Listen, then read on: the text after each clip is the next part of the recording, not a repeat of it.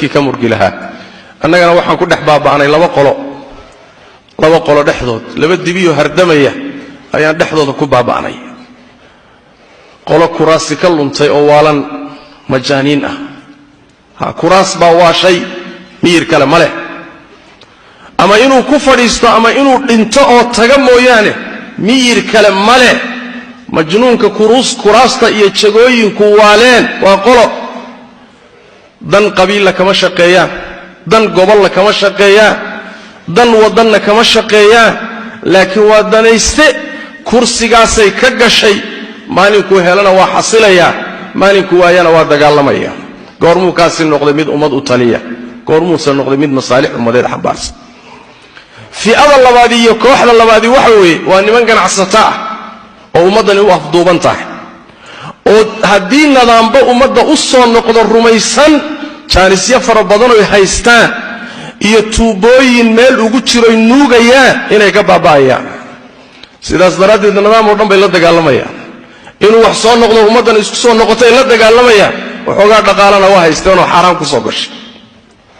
war ma labadaas qolaan u afduubnaanayna ayna almasaalix markaasaa waxa weeye maalinba meel maalinba qaab maalinba weji maalinba si annagana waxaan ka dhammaan laanahay meeshan inaanu taxliilinno oo koox la safanno oo nuqolo la safanno oo qolo u dabacno war yaa lumaya dalkii baa lumaya oo ummaddii baa lumays oo masaalixdii baa lumays oo culayska saaran fiiri oo meesha la yaalla fiiri ma waxaa kuu quman inaad maanta mid safiih ah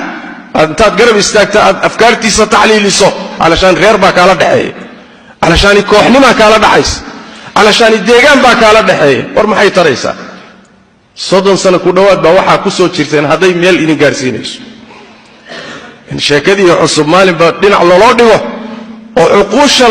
yaani waxa weeye la rogrogo oo nala wareeriyo iyadoo masaa'ibtaas oo dhan umada haysato annagana aanu fadhi ku dirka ka taxliilino oo meel walba gasho oo culimadii ay saan noqdaan oo talabatul cilmigiisa noqdaan oo khaasadii umadu xataa ka fayoobaan weydo waa wax aad looga naxwa ilaahay tabaaraka wa taala waxaan weydiisanaynaa inuu ummadan caafiyo